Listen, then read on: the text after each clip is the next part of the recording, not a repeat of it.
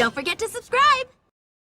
Hey, it's Nejire! Before we begin this video, this is for Chelsea Nina-chan Venus 22 Bells, Sasha Duke Kitty Cat Raymond, Noah the Pokemaster, Zachary Engie Silverstone, Adam Madman Kiyosaki, Azanzone, Sandra the Cartoonist and Shenanigans Man, Luffy, Olga Gotcha Phoenix, Rachel Kelly, Rocco Daikaze, Rosamund Doka, Magical Gamer, Raymond Arceus Bahamas, Kimberly Kimmy Myrick, Peachy Silver, Catherine Yami 784413 wants, and Bailey Sandbacken. Here we go! Stop!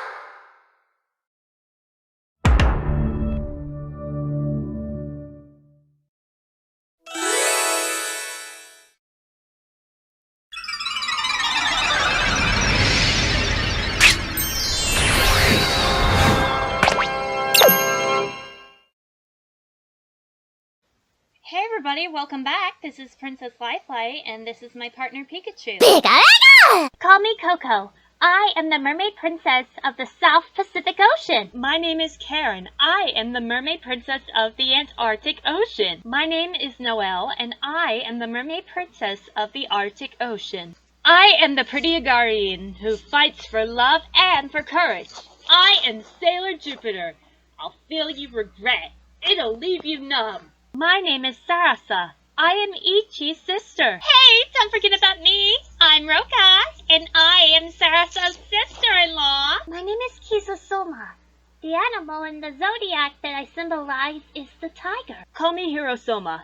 The animal that symbolizes the zodiac is the sheep, and that is me. A fine pleasure to meet you. My name is Kotoko. My name is Amu Hinamori. I can transform into Amulet Heart, Amulet Spade, Amulet Clover, Amulet Diamond, Amulet Angel, Amulet Devil, and Amulet Fortune. Hello, my name is Plutia. I can transform into Iris Heart. My name is Vert. I can transform into Green Heart. I am Nico Robin, a treasure hunter. Pleasure to meet you. My name is Kami. I am Ochako Uraka. Let's go! Hey! Nice to meet you! Call me Nejire Haro. I am Itsuka Kendo. Pleasure to meet you. What's up? I'm Black Star. Hi there, it's me.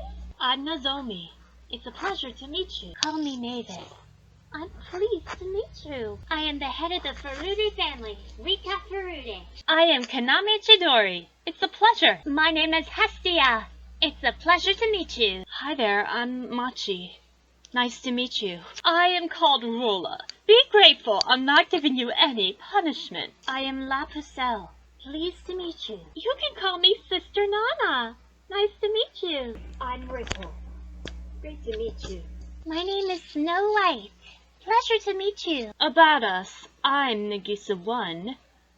And I'm Nagisa 2. Sup, I'm Boruto.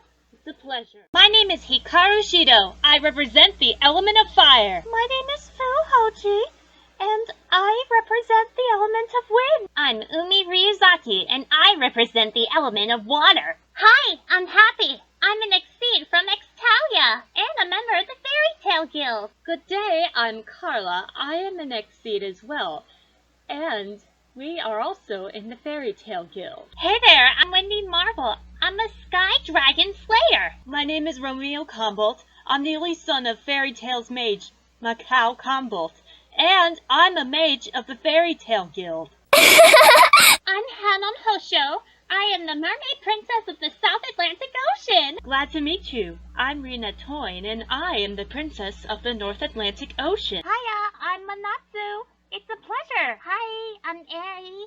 Nice to meet you. Call me Pony Sumotori. Nice to meet you. Hi, I'm Denki, and I'm the handsome one. I am Xiaomei. It's a pleasure. Hello, I'm Jade. Hey, I'm Julia. It's a pleasure to meet you. I'm Nayuki. Nice to meet you. I'm Hanyu Furnaday. And I'm Ayu Tsukimiya. Nice to meet you. My name is Lucas Klein, everyone. And this is my friend Haro. Adam, that's you too. I am glad to make your acquaintance. I am Sarada. My name is Kotome Ichinose. It's a pleasure to meet you. I'll promise to do my best on my violin. I am Yukine. Nice to meet you. I am Pikachu Popstar. My songs will reach out to all of you. Pikachu PhD is in the house. My prescription? Knockout. Hi, I'm Rena Ryugu. You look so cute. I want to take you home with me. I am called Alpha 5. It is a great pleasure to make your acquaintance. They often call me Sayuri. Nice to meet you. I am Kaori. Please don't upset me. Futaba Sakura here. Nice to meet you. I'm Taletha. Nice to meet you. I am Melissa Shield. Pleased to make your acquaintance. And I am Jasmine, leader of the Olivine City Gym. Pleased to meet you. Hey there, I'm Taru Hagakure, the Invisible Girl. Let's get this thing started. Last time we talked about Tales of Graces F, Part 1. And next up on our review series is Doki Doki Pretty Cure, the second installment of Glitter Force's English Sub before Toei made the show on an indefinite hiatus following a backlash from Western audience. Now with the 5th anniversary next year right now on Netflix, I think it's time for a review episode. Thanks again to the Glitter Force Wikipedia and Pretty Curepedia for the information. We appreciate it. Now then, let's ask ourselves 2 questions. 1. How well does Glitter Force Doki Doki hold up in 2022? And second, do we recommend it for your binge watching? Without further ado, this is a review on Doki Doki Pretty Cure. But first, let's get started on the backstory. A king is holding a baby, revealed to be Marie Ange. And the mother had died while giving birth to her, and the king went into despair. But with Marie Ange, he was sure he had a chance, seeing her as a new hope. And years passed. Marie Ange grew up and fell in love with Jonathan. However, one day, Marie fell ill, causing the king to go into despair once more. However, after getting an answer from one of his friends, the king went to the eternal golden crown. But to his alarm, the crown had been a legendary item left by the past Pretty Cure, and it was a treasure used to seal dark energy. And as he was about to approach it, his heart turned black and he broke the seal to get the crown. And under the belief that it would help him find the cures to help Marie Ange. However, the next day, Marie responded, and the king was shown approving this. Happy, she was feeling better, but soon the dark energy flooded the room and corrupted him. He fell into the nearby water, leaving Marie to worriedly watch. As the king became the king of selfishness, Marie wanted to help him turn back to normal. However, he ordered his 5 generals and sent them to get people to turn into monsters. And seeing this, Marie Ange and another cure escaped through the transporting mirrors. But soon Belle tricked them, which caused Angie Marie to separate from the cure, and Belle caught Angie Marie. And with no other choice, he began to corrupt her own heart. And she grabbed it and broke it in 2 pieces, and this separated from her dark side, Regina, and her good side, Natalie. The remainder of her body turned into an egg, which had been found by Joan and soon Maya, and it hatched into Dina. Alright, now let's talk about the main plot. The plot of Doki Doki Pretty Cure / Glitter Force Doki Doki. Just when Maya Ida, a second-year student at a middle school, is about to reach the observatory on top of the Clover Tower in her town, a monster appears. Maya, who jumps into action without thinking, is met by Kippy, a fairy from the Splendiferous Kingdom. And with her help, she transforms into Cure Heart or Glitter Heart. Together with her childhood friends Rachel and Clara, along with the mysterious cured sword / Glitter Spade from the Splendiferous Kingdom, Maya protects Earth from the invading Disdain monsters. We already explained to you about the past a few minutes ago, but we'll give you a recap on it. The king of the Trump Kingdom, or Splendorius, is holding baby Princess Marie Angie or Angelica. The princess is crying, and to be honest, after we see her as a baby, we found out that her mother, the queen, died after she was born. Dead. The king tells the princess that he wants her to shine like the sun and bring hope to the people of the Trump Kingdom or Splendorius. In the sub, the king says he also wants his daughter to live on for her mother, and he sheds a tear. In the sub, it's implied that the king is crying for the death of his wife. And a few years later, where pre-pubescent Maria Angelica is getting better and better at skills such as horseback riding and swordplay. Though her father is supportive of her, he wants her to focus a bit more attention on more ladylike things.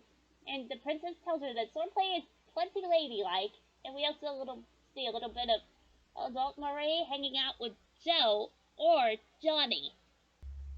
And we then see a mysterious black liquid come out of the crystal. A drop of it floats onto Maria Angelica and makes her very sick. And the king's daughter is on her deathbed just like his wife once was, and there was nothing any of the doctors could do or any good. However, in the sub, the king becomes enraged with God because he's not just taking his wife, but his daughter. But in the dub, the king instead speaks to the forces of fate. And one of the attendants comes out on the porch to tell the king that there is one way to save the princess, the golden crown. If the king wears it, he can be gifted with the knowledge of how to save his daughter. And the problem was that long ago, Pretty Cure or the Glitter Force used the golden crown to seal away an ancient force of darkness, which is currently in that crystal from earlier. If the king takes the golden crown out from the crystal, the darkness will be set free. Initially, the king is reluctant to do this, but when the attendant says it's the only way to save the princess, he decides to use it. But the difference is, in the sub, there's a bit where the king hesitates in silence, but in the dub there was dialogue where the attendant says that the king is right and that the golden crown is dangerous. So the king goes all the way down to the basement, and right before he's about to remove the golden crown, he hesitates and thinks about how putting the entire kingdom at risk. And he has a flashback to his wife's last words to him. And in the sub, the queen told him to raise her daughter to shine and bring people hopes and dreams, just like the sun. In the dub, the queen told her to raise her daughter to become a wise guardian of the people of Splendorius. But in the sub, the king says that his wife would never want him to use the golden crown. But in the dub, the king says that his daughter would never want to put Splendorius at risk to save himself. And he decides at the end to destroy the pillar containing darkness and free the golden crown because his daughter was dying, would be like the end of the world to him. And his heart completely darkens, and he makes this choice. And the king gets all of the knowledge he needs from the crown and runs up to save his daughter. Shortly after this, the dark liquid escapes from the crystal and explodes, and there's no dialogue during this whole thing in the sub. It's way too much silence for the dub as well. The king ends up recovering the princess and allowing her to wake up again.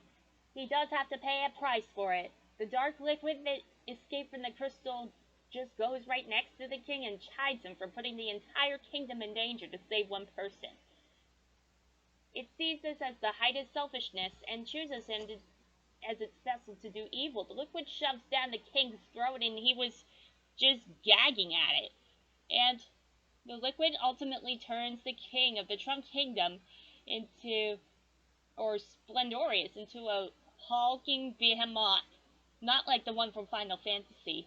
He became King Jigochu, or King Mercenary. And he was screaming at the Trump Kingdom, or Splendorius, and which starts to fall in chaos. We see Ira, Marmo, Vel, Leva or Riva, or Gola or Gura, as well as two shadowy figures kneeling before King Jigoku or Mercenary. And the question is, where did they come from and why did they want to serve the embodiment of pure selfishness?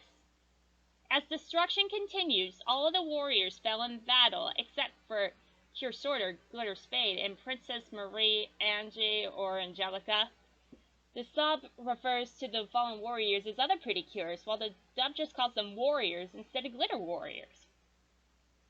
And also, it would just most likely be an intense battle as the princess comes face to face with King Jigochu, or Mercenaire, and wanted to know why he was destroying his own kingdom when he was so much in love with it. He says that that love only brings suffering and should be destroyed, but the princess says that he's wrong, and it's because it's his love that she's still alive, and the king is too far gone to be reasoned with. And he doesn't see himself as Marie Ange or Angelica's father anymore, only King Jigoku or King Mercenaire. He then starts attacking his own daughter, and that makes Marie Angelica realize that she has no choice but to fight back against her own father. And she asks the Miracle Dragon Glaive for its power. So she asks her father to forgive her of what she's about to do, and she uses the Miracle Dragon Glaive, or Spear of Light, to electrocute her father and trap him into stone. And the princess just didn't say anything about that. So the pathway is created by a mysterious magic mirror because of it. So Bella asks why the princess didn't finish her father off and imprison him into stone. The princess is just not saying a word, but Belle realizes that she couldn't bring herself to kill her own father, and he says she's selfish as King Jigochu or Mercenaire because killing the king would have saved her own people as those of her. So Marie shouts that Belle is the wrong one, and it turns out that she does have at least a little bit of selfishness in her psyche or heart. And Belle tries to use that selfishness to turn the princess's psyche or heart black and extract it. However, before he can complete the process, she pulls out her own half-darkened psyche heart and breaks it in half, which has one half having Regina, and the other half is Natalie. And because of it, the light and dark parts shoot off into the distance.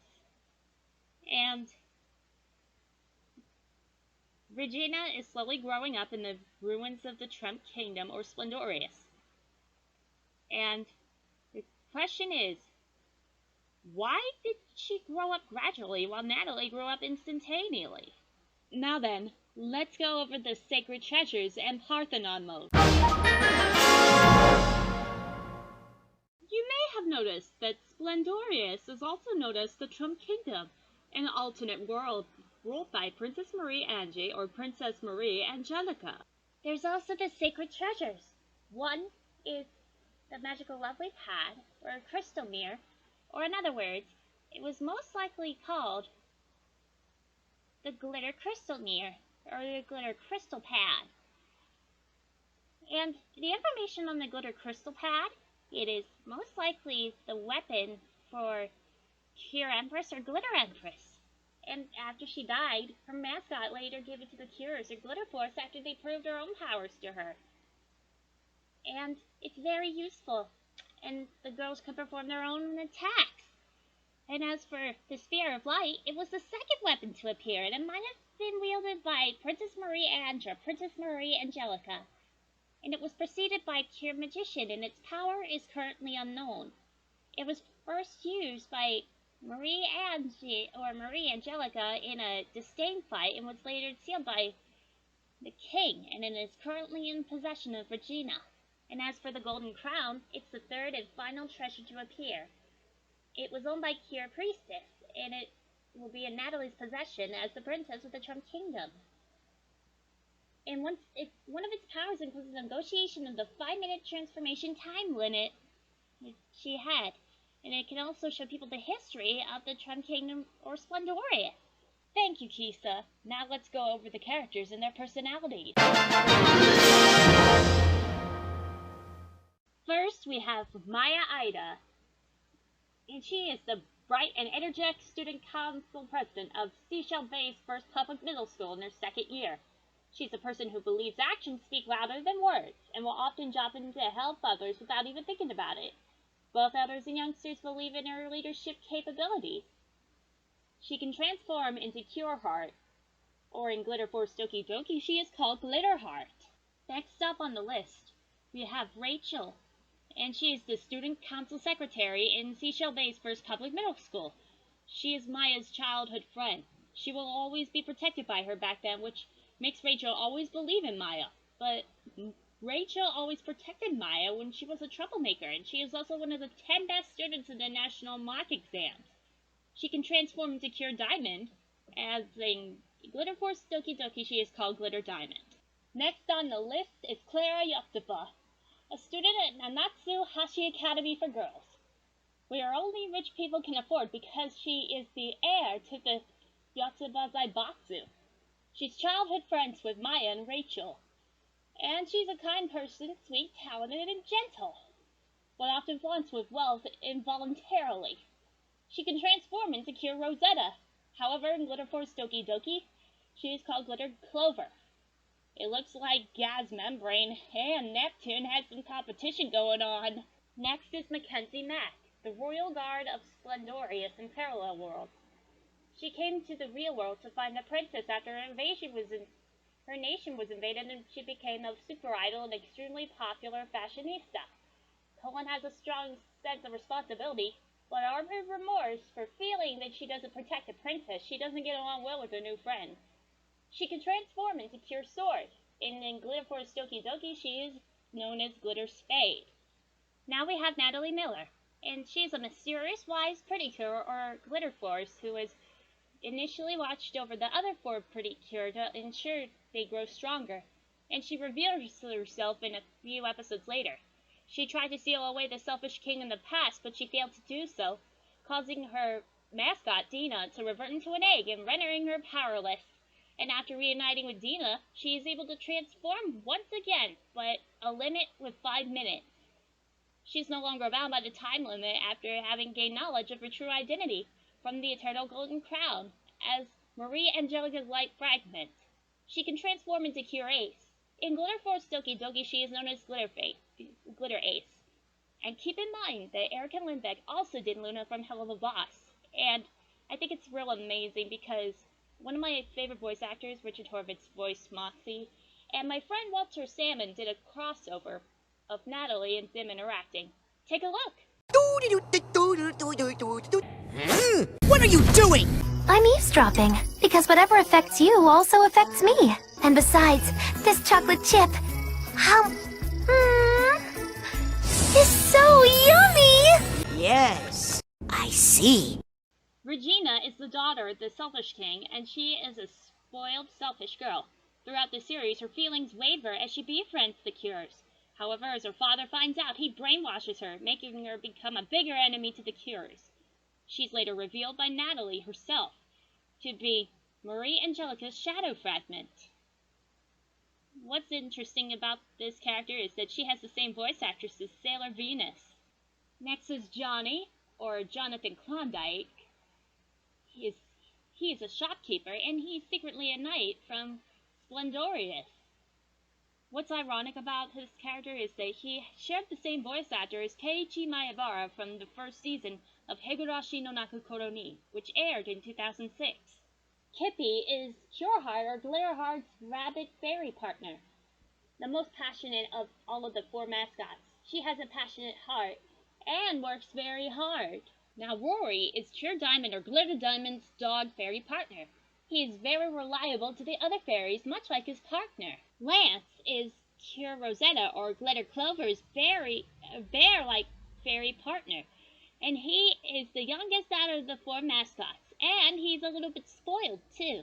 Now Davy is Cure Sword or Glitter Spade's cat fairy partner. She's very independent, but she often worries about her partner. Davy can transform into a human and acts as Mackenzie's manager, even though there is a need. Now Dina, on the other hand, is a baby-like fairy, and she is Cure Ace or Glitter Ace's partner. And she is a baby who is reborn as an egg by King Selfish's powers, later being a baby. In the English dub, she uses Dina in her sentences. We forgot to mention something about Dark Regina. She was cured by Maya through Tak no Jutsu.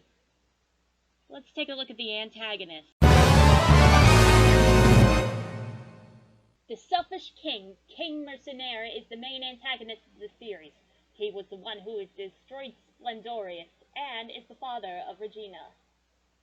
Also, did you know that the voice actor Edward Bosco also did this Zarude named Dada from the recent Pokemon movie Secrets of the Jungle? It's a very good movie. Check it out.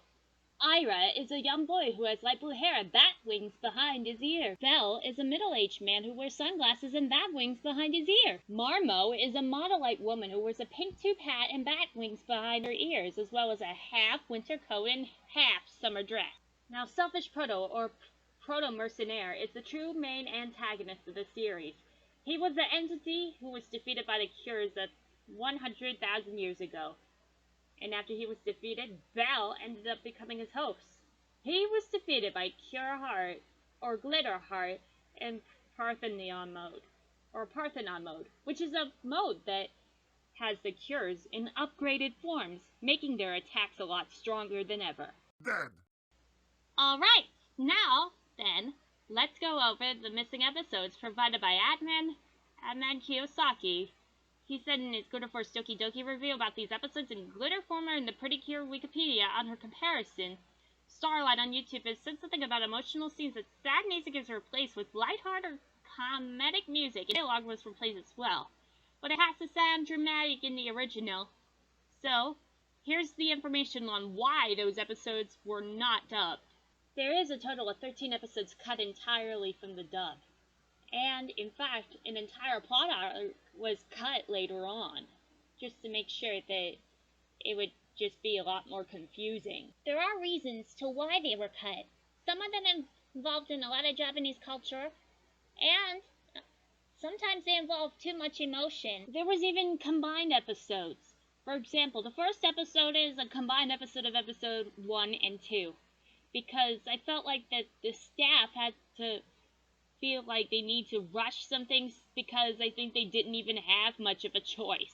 I understand how that feels, but let's just explain about the elephant in the room, Natalie Miller, or Glitter Ace. Thank you so much to Azen Zone and Glitter Informer about a reveal.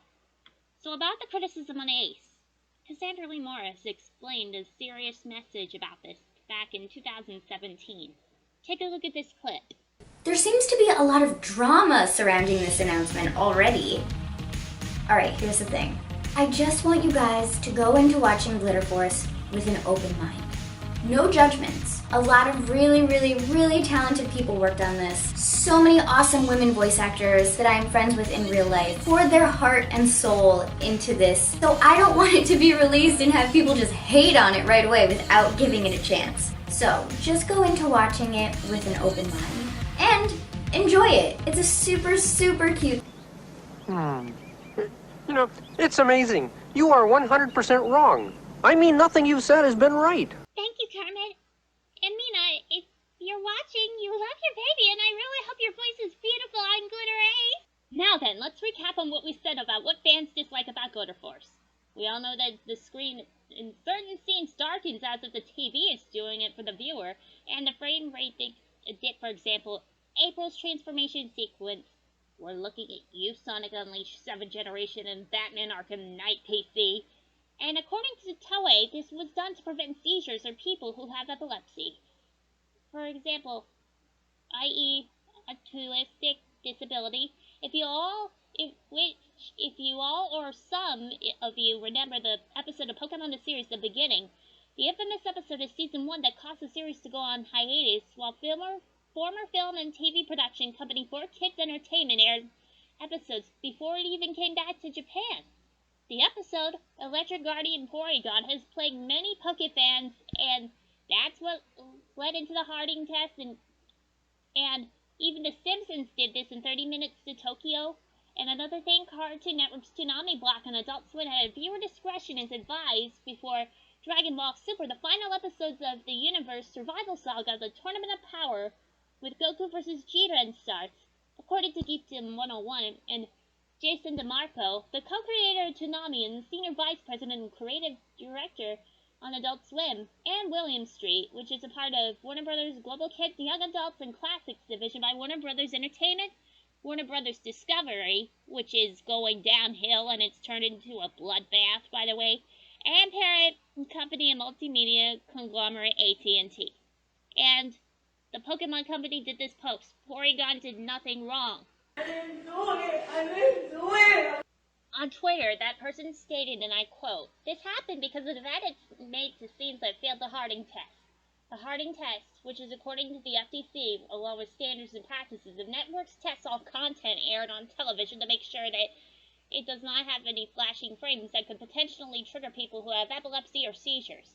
DeMarco even added that people who perform program edits on shows slow down cuts that failed the test to about 4 frames per second, and he added that, and I quote, "He made the fight scenes look insanely. He says it 4 times, but the speed and pitch of voices slows it down to 75, 50, 40, and 25 of its normal speed.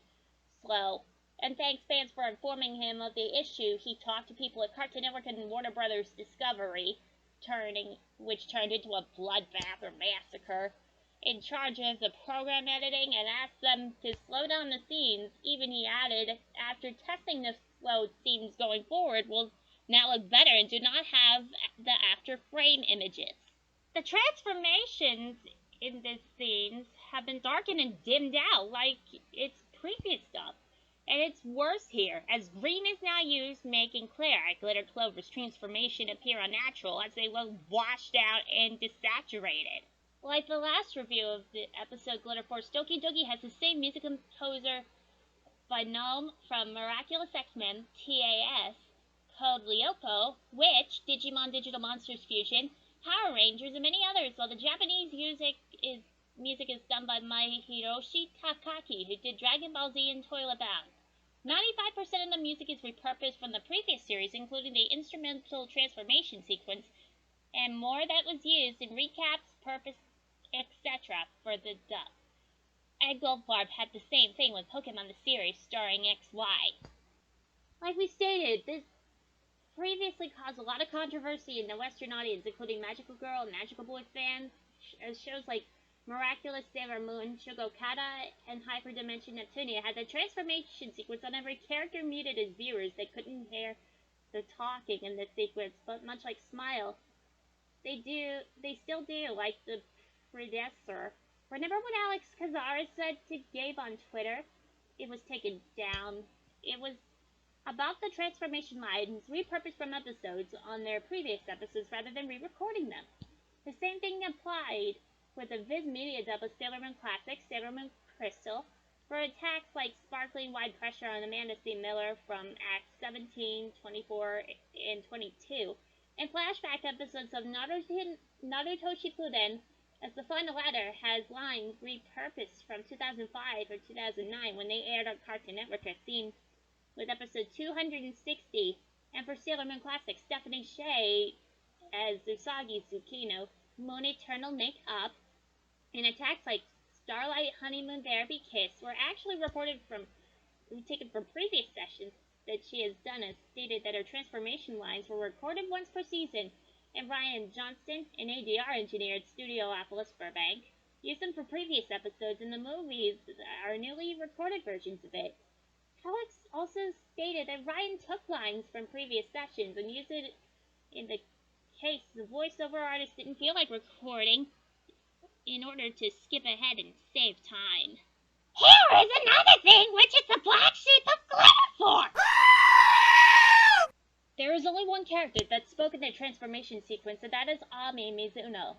In the Sailor Moon Super S special, Ami's First Love, that came bundled with the Sailor Moon Super S, the movie on Blu-ray from Warner Brothers Home Entertainment, Sailor Mercury is the only character by far in history of the magical girl genre in anime or cartoons to ever speak in a transformation sequence. And they, Toei and Hasbro, decided not to follow this trope due to kids' younger demographic audience getting bored. May and Sarah from Pretty Cure Splash Star also spoke in their transformation. And it's just the source material going out of control. It just don't add up! No, they do not, Hector. Also, there was one episode where Laura Post's character, Nellie, has her one arc, but was scrapped due to pacing, and Hasbro didn't want to add filter. And Johnny was supposed to return in the Christmas episode, but pushed back because they didn't want to ruin the plot. And Red George and Kate Higgins were busy on Miraculous, Sailor Moon Classic, Naruto, and Soul Calibur's 6, also one episode with Edward and Jeremy, where she temporarily goes back to her good self. We're referring to Dark Regina and her good self. And finally, the one episode that broke the admin's heart was the one with a plot that was significant in episode 40, which was his favorite episode of all time. And according in the last segment we spoke in this review, Mackenzie works tirelessly day and night on a song to win Regina back from her father, and the song was absolutely amazing and had been part and number, and everyone was sad, was mad and upset in the episode being skipped because of musical number with the song With All My Heart by Kanako Miyamoto, and Hasbro decided it wasn't all worth it. Stephanie Shea actually sang an insert song of the Viz Media dub of Zatch Bell in episode 52, where Penny was introduced, and Jeff DeMoy, during the recording session, asked her if she can sing, and she can.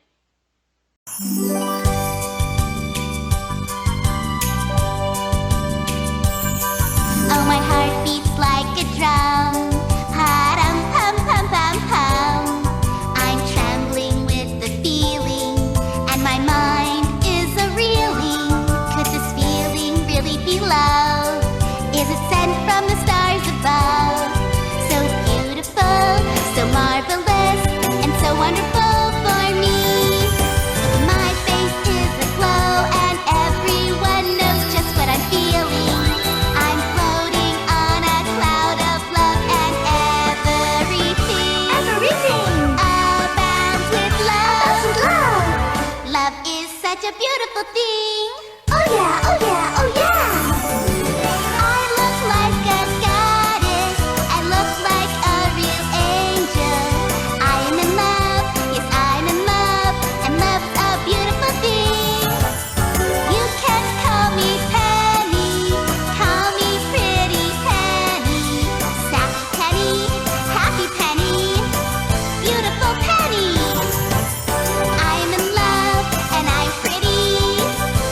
Penny, that's me. Okay, now that we have gotten the information of the last episode, Stephanie's missed opportunity of With All My Heart backlash and acclaim from fans, etc., and with that out of the way, I think it's time we're all going to head into the spoiler section. Ah, spoiler alert! Everyone in Seashell Baytown watches as Selfish King and Regina arrive, and following them is Bella, Marmo, and Ira. Behind them are the Cures, revealing to be an angel form in battle. Cure starts with a shot, Cure sword with Sparkle sword, and would defeat half of the small Jigochus. Cure Diamond takes her turn as well as soon as the girls defeat the Jigochus one by one. This fight is going on as many of the Seashell Bay residents are shown watching it in front of TV. And this includes the parents of Maya, Rachel, and Clara. And the Cure separated to different positions and battle their enemies. While this is going on, Cure Heart tries to convince Regina that she is doing the wrong thing before yelling at the Selfish King. She is hit and collides with Cure Ace, but they gain more energy to continue fighting. And Belle tries to convince the other Cures to give up, as the same thing will happen to Seashell Bay now, and everybody will become a disdain. However, the citizens show their strong feelings in the Cure as the girls voice assurance in saving everyone from them, and they will use their hearts to help them evacuate. As is being said, many citizens and people are shown lending everyone a hand to keep everyone else safe. And gathering together, the Cures gather up and defeat many of the disdains until Regina and Glitterheart are able to have a long-awaited showdown. Regina easily attacks Heart and weakens her, and as she prepares to kill her, Heart remains convinced that she will always be their friend, and shocked by this, Regina recoils, allowing Cure Heart to get up and embrace her, leaving her further stunned. And the Selfish King doesn't take this kindly, and he furiously unleashes dark powers at them. But Regina, now sure of herself, uses the miracle glaive to protect them, and she takes Cure Heart's hand and openly tells not only the Selfish King but Cure Heart how much she loves her. And with strength returning, everyone groups together as they make a vow to save the Selfish King's heart. In response to this is to gather a large amount of dark energy, but the girls remain strong in their hearts. As King Mercenaries is about to destroy the cures, despite his efforts, the girls keep going, leaving him confused. Cure Heart says that it is because love, making him even angrier. He attempts to destroy a nearby tower until Regina shouts at him. And this actually makes him feel something hearing her. But without hesitation, he continues destroying things. And the cures run away noticing it, and Heart tells them that there is a final hope to save him. With a pad to see where his heart is, Cure Heart announces her plan to go inside the Dark Beast and save the king. She goes on to confidently announce her true identity of Maya Ida, with her friends and family reacting in shock with their announcement. And one of the students recalls that this makes sense after he remembers Cure Heart introducing herself during the school festival. And he immediately cheers her from the school's window, with everybody else following after. And the butler for Clara is panicking because even the Yotsuba Corporation's power can't even cover the Cure's identities anymore. So Clara's parents come in, and they ask him to let it be known that they are currently doing their best to protect the world. And then Seiji shout-outs his encouragement, causing more and more people to cheer on the Cures. Then, as the Cures prepare to go, they find themselves stopped by Belle, and more enemies along with Disdains. But in no time they manage to get rid of the enemies by working together. Glitter Diamond is warned by Ira that it is dangerous, however. However, she takes off, and with Glitter Clover creating a giant lance by performing Rosetta Balloon to distract the selfish king until the girls can find an entrance. So they head inside, with Cure Rosetta or Glitter Clover staying back to keep a watch of things from the outside. As the girls enter, they find themselves being followed by Disdains, and Glitter Diamond chooses to stay behind by performing Diamond Swirl to purify some of the Disdains. They continue off, and begin to get chased until Sword or Spade distracts them with her own abilities to purify them. Soon the team is composed of only Cure Heart, Cure A, Dina, and Regina, where a big fight breaks out between the trio, and they struggle greatly as Diamond attempts to rejoin them, finding herself too worn out to keep fighting. Rory encourages her and helps her gain enough courage, allowing her to perform Diamond Blizzard, freezing herself and all of the surrounding enemies to purify them. Cure Sword and Rosetta are both shown to be worn out at this point, and the Disdains keep coming as Rosetta uses the last of her power, and Cure Heart continues to fight and head to the corrupted heart, with the Disdains continuing to get in the way. Her words allow the true king to awaken, however, but the Disdains try to get the king's heart to worsen. She refuses this and to allow this and blocks them, awakening her full power as she, Curace, and Regina head towards their father. Cure Heart is momentarily caught off guard, but to her shock, Sword arrives at the last second to destroy it. The group is hopeful as they see the king returning to normal now, and begins to recover with the help of Natalie, Regina, and Dina. Just then, Kippy still feels dark energy and Belle appears. To their alarm, he swallows a piece of Disdain and becomes a full-grown, monstrous Disdain.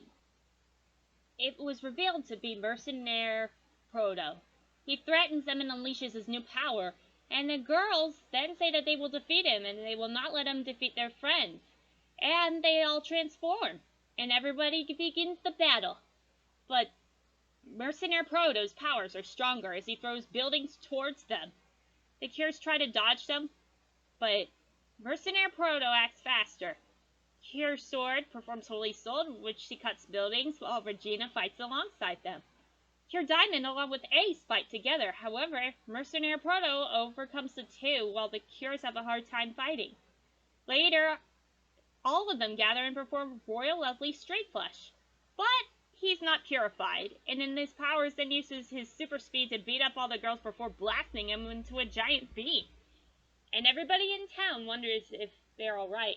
While the mascots try to await the Cures, Mercenaire Proto then speaks, but gets interrupted by Cure Heart as she says again many things about love and hope.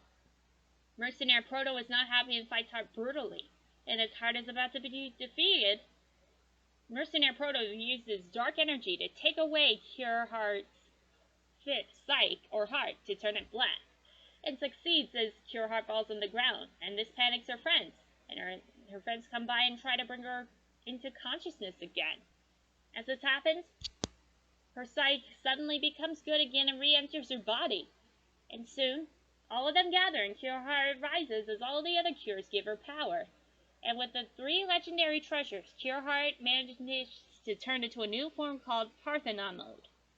And so, she fights Proto Jikochu, or a mercenary Proto, and finds it easy that she has super speed and super strength. She kicks him up into space and falls in there to fight him once more. And as for Joe, he says that Heart has the power to exceeding even the Big Bang. And then Heart kicks Mercenary Proto back down to Earth into the ocean. Underwater, he awakens and tries to fight once more, but Heart performs an upgraded version of My Sweetheart, which traps him. While he is trapped, he tells him that even if he is defeated, he will always be able to come back as long as there's selfishness in people's hearts. Heart is accepting of this and says that everyone has selfish thoughts, but can fight those thoughts with her friend's help. Soon, the attack succeeds, and Mercenary Proto disappears to oblivion. Dead. Meanwhile, in Splendorious, everything becomes normal and all of the citizens return. While on Earth, everyone is happy. However, Mackenzie is upset that Marie Angelica will never come back. But then Marie appears and she tells everyone that she is thankful that she had them in her life. Mackenzie is still upset, so Marie says that her life force remains in Dina, so she will always be with her. And she disappears while everyone mourns her. Everyone hugs Dina as they watch her go. As everyone gathers on, Ira and Marmo watch them before leaving with Belle, who has turned into a disdain mouse. The next day, Maya and Rachel go to school together, while Clara and Raina go into their school in a limo together. June, who has become the student council president, greets Maya and Rachel. Soon Regina appears in their school's uniform and goes along with Maya. At elementary school, Natalie shows her ability to cook. Meanwhile, Splendorious and Earth have a lot of trade together because of the hole created by King Mercenary. In fact, Splendorious has become the Splendorious Republic, and Jonathan is now its new president. Before Mackenzie goes on stage to perform in front of the kingdom, she tells Maya about how she's learned from their friendship. Soon a person informs Maya about a falling satellite heading towards Seashell Bay. They all transform except for Regina, and then they fly off all together and all pose as the episode in the series comes to an end. Overall, Glitter-Force Doki Doki, or Doki Doki Pretty Cure, is a good series, and many fans were not happy with the dub. However, the show has 7.6 hours of content, and no, we don't like it maybe. Hasbro and Toei may have taken their time, but the VAs are on a schedule due to Netflix's contract/mandate. And sadly, Ryan Johnson did not make Jeremy's Regina voice low-pitched like Laura Jill Miller's Coco Nega on Zatch Bell, and like her Japanese voice actress's counterpart. So, we give Glitter-Force Doki Doki a 2.5, and Gabe is a 4 out of 10. And also by the time production is completed, Blush, the Asian pop band behind the show's main name, You and I, and LOVE broke up after their last trip to Hong Kong, and their main theme was remixed with the lyrics Doki Doki and Move Your Body. But, despite all of this, Toei is going to push Pretty Cure into Crunchyroll, and we all hope you enjoyed the review. Next time on Team Pikachu Reviews, we will all look at Batman the Animated Series. We apologize that we have one more part left to talk about. What happened? I think Moxie's exhausted. We all did great though. We deserve a rest. Thanks for watching, everybody! What do you think? If you appreciate it, please be sure to super smash that like button, and also be sure to follow my social media platforms in the description below, and Team Lifelight's fandom channels. And be sure to follow my Instagram at Pikachu and Sonic222 and my DeviantArt. Please be sure to leave a comment below and give us your open-minded thoughts, and we here at Team Lifelight's Fan Dubs do not condone harassment or trolls allowed. Or otherwise, Ren Howard from Comedy Central's The Ren and Stimpy Show will hunt you down to the ends of the Shadow Realm. Please be sure to subscribe to our channels and click the notification bell. You'll never miss a video the second it goes live on YouTube and Google.